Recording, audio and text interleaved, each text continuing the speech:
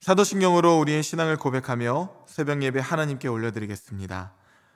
전능하사 천지를 만드신 하나님 아버지를 내가 믿사오며 그 외아들 우리 주 예수 그리스도를 믿사오니 이는 성령으로 잉태하사 동정녀 마리아에게 나시고 본디오 빌라도에게 고난을 받으사 십자가에 못 박혀 죽으시고 장사한 지 사흘 만에 죽은 자 가운데서 다시 살아나시며 하늘에 오르사 전능하신 하나님 우편에 앉아 계시다가 저리로서 산자와 죽은 자를 심판하러 오시리라.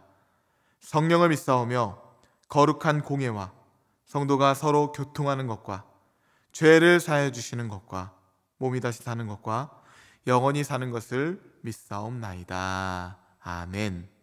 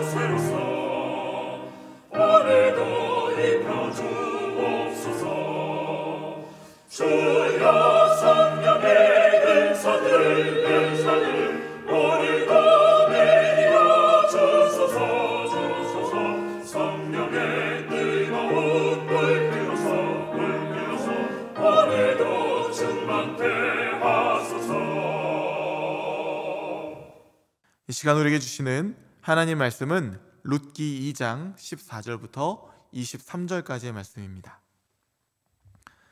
식사할 때에 보아스가 룻에게 이르되 이리로 와서 떡을 먹으며 내 떡 조각을 초에 찍으라므로 룻이 곡식 빼는 자 곁에 앉으니 그가 볶은 곡식을 주매 룻이 배불리 먹고 남았더라. 룻이 이삭을 주우러 일어날 때에 보아스가 자기 소녀들에게 명령하여 이르되 그에게 곡식단 사이에서 줍게 하고 책망하지 말며 또 그를 위하여 곡식 다발에서 조금씩 뽑아버려서 그에게 줍게 하고 꾸짖지 말라 하니라. 룻이 밭에서 저녁까지 줍고 그 주운 것을 떠니 보리가 한 에바쯤 되는지라.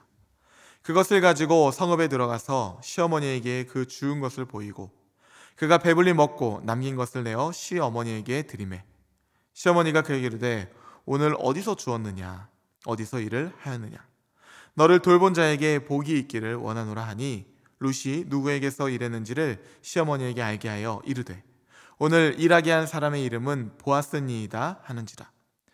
나오미가 자기 며느리에게 이르되 그가 여호와로부터 복받기를 원하노라. 그가 살아있는 자와 죽은 자에게 은혜 베풀기를 그치지 아니하도다 하고 나오미가 또 그에게 이르되 그 사람은 우리와 가까우니 우리 기업을 물을 자 중에 하나이니라 하니라.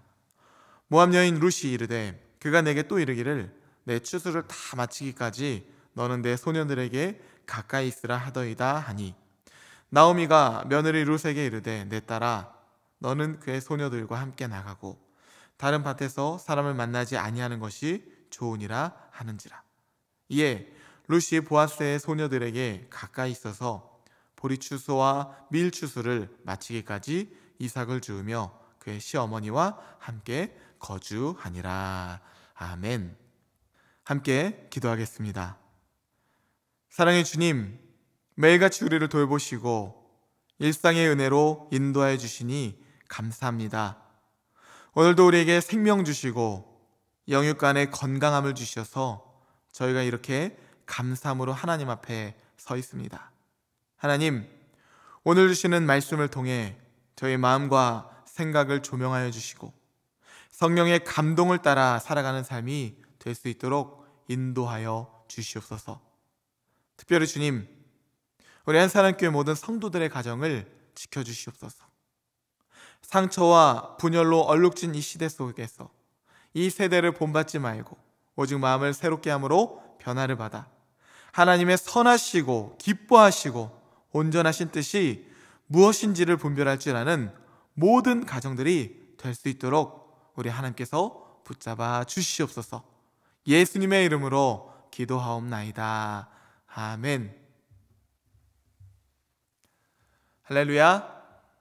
네, 오늘은 어떤 배려라는 제목으로 하나님 말씀 전하도록 하겠습니다. 한 신병 이등병이 추운 겨울날 언손을 호호 불어가며 찬물로 빨래를 하고 있었습니다. 그때 지나가던 소대장이 그 모습을 보고 안쓰러워하고는 그에게 한마디를 건네죠. 김이병, 저기 취사장에 가서 뜨거운 물 좀 얻어다가 해라. 이에 이 이병은 소대장의 말을 듣고 취사장에 뜨거운 물을 얻으러 갔지만 고참에게 군기가 빠졌다는 말을 듣고 물을 얻지 못하고 한바탕 고된 열중셔 차려만 받게 된 것입니다. 빈손으로 돌아와 찬물로 빨래를 계속하고 있을 때 이번에는 한 중대장이 지나가요. 그리고는 그가 이렇게 말합니다. 김이병, 그러다 손에 동상 걸리겠다. 저기 취사장에 가서 뜨거운 물 좀 얻어다가 해라. 신병은 그렇게 하겠다고 대답은 했지만 이번에는 취사장에 가지 않았죠. 가봤자 뜨거운 물은 고사하고 혼만 날 것을 그가 알고 있었기 때문입니다.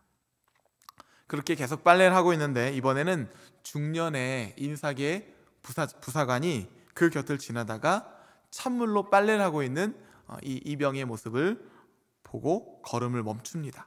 그리고는 그에게 이렇게 말하죠. 김이병, 나 세수를 하려고 하는데 지금 취사장에 가서 그 대야에 더운 물 좀 받아라.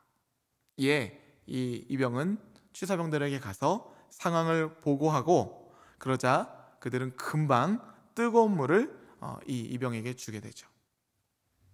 그가 대야에 뜨거운 물을 잔뜩 받아서 인사계 부사관에게 다시 오게 됩니다.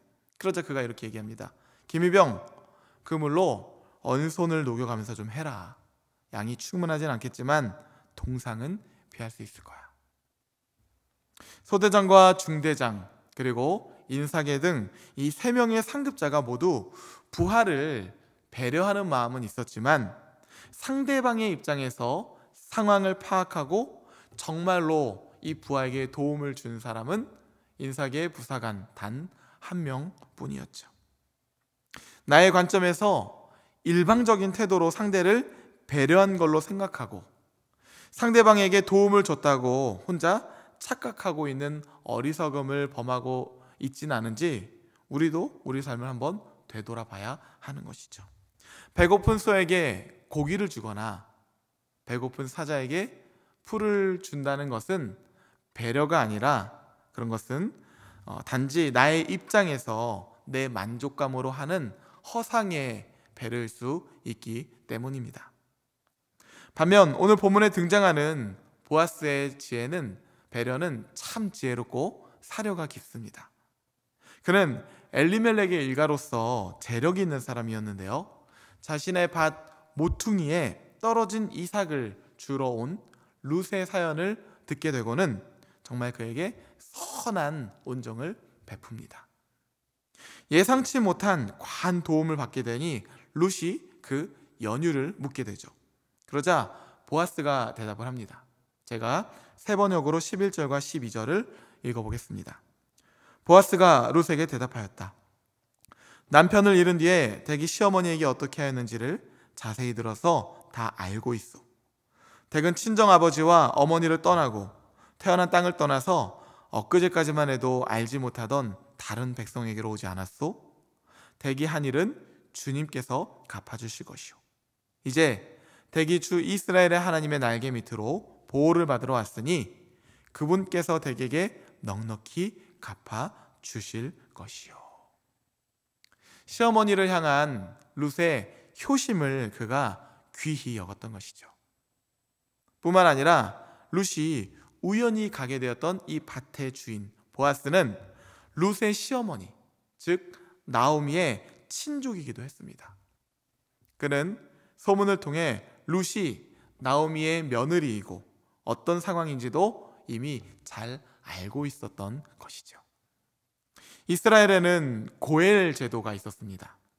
이 고엘 제도는 친족 및 혈연 공동체를 중심으로 사회생활을 이루어진 때라 공동체의 구성원들이 서로의 생명과 재산, 가문을 보호해주기 위한 일종의 상호 보호장치였는데요.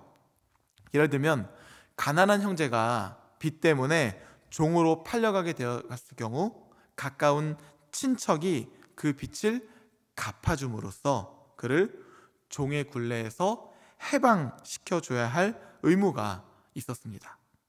또한 친족 중에 한 사람이 누군가에게 살해되었을 경우에 가까운 친척들이 그의 복수를 위해서 피해 복수자가 되는 그러한 제도가 바로 고엘 제도인 것입니다.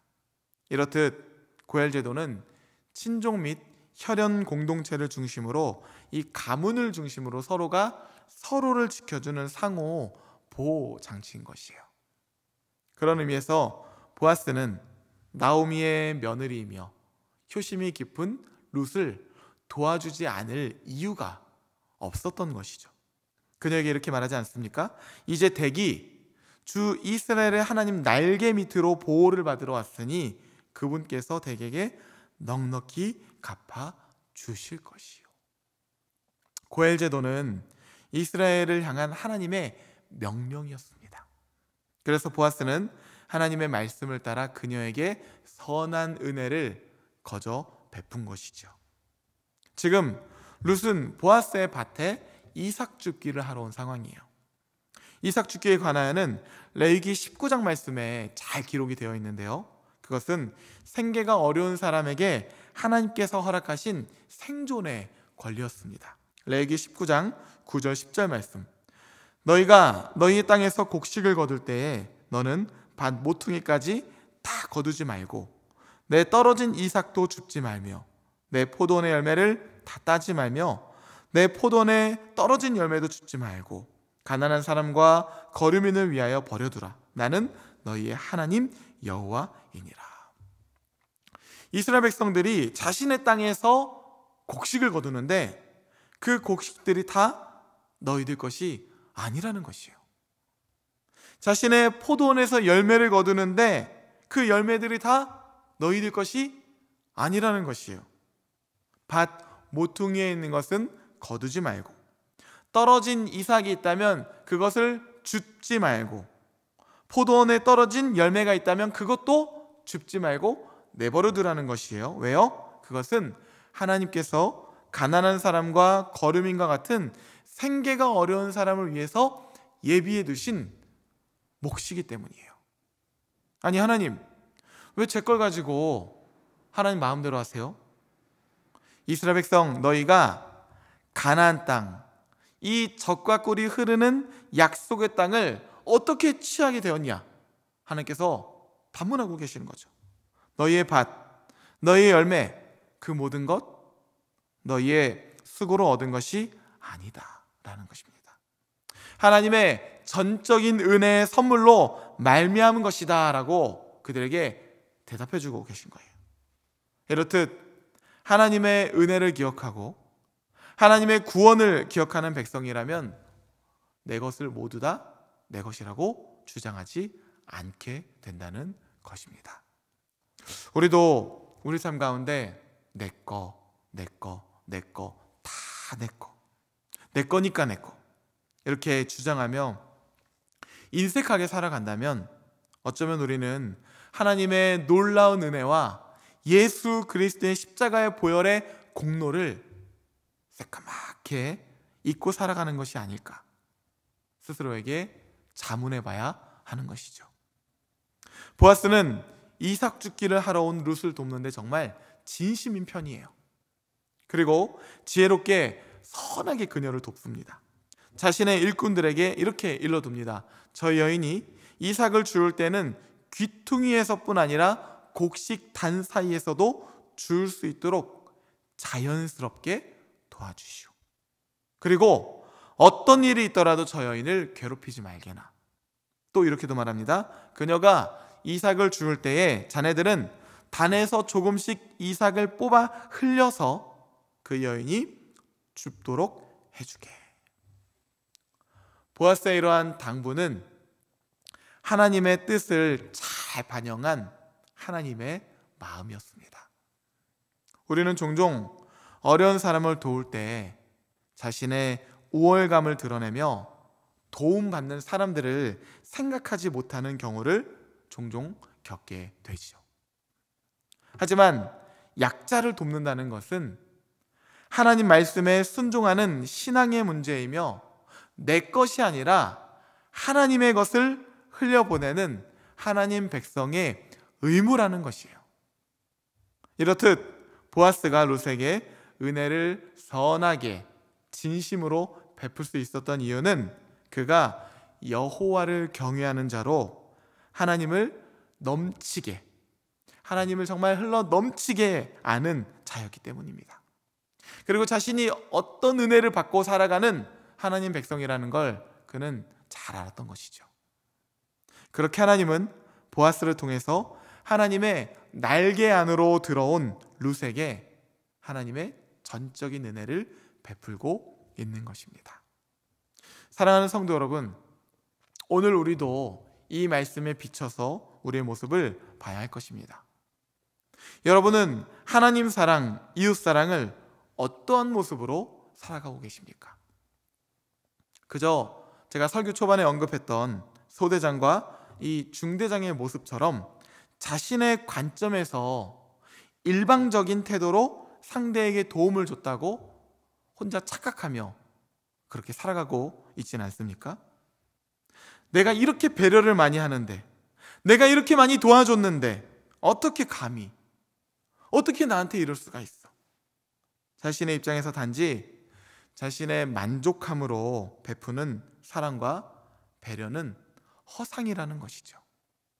그러나 우리 하나님의 성품 헤세드로부터 오는 이 배려는요, 지혜와 사랑이 동반되는 배려라는 것입니다.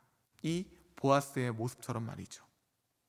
그러한 사랑은 따뜻하고 향기롭게 전달이 되는 것이죠.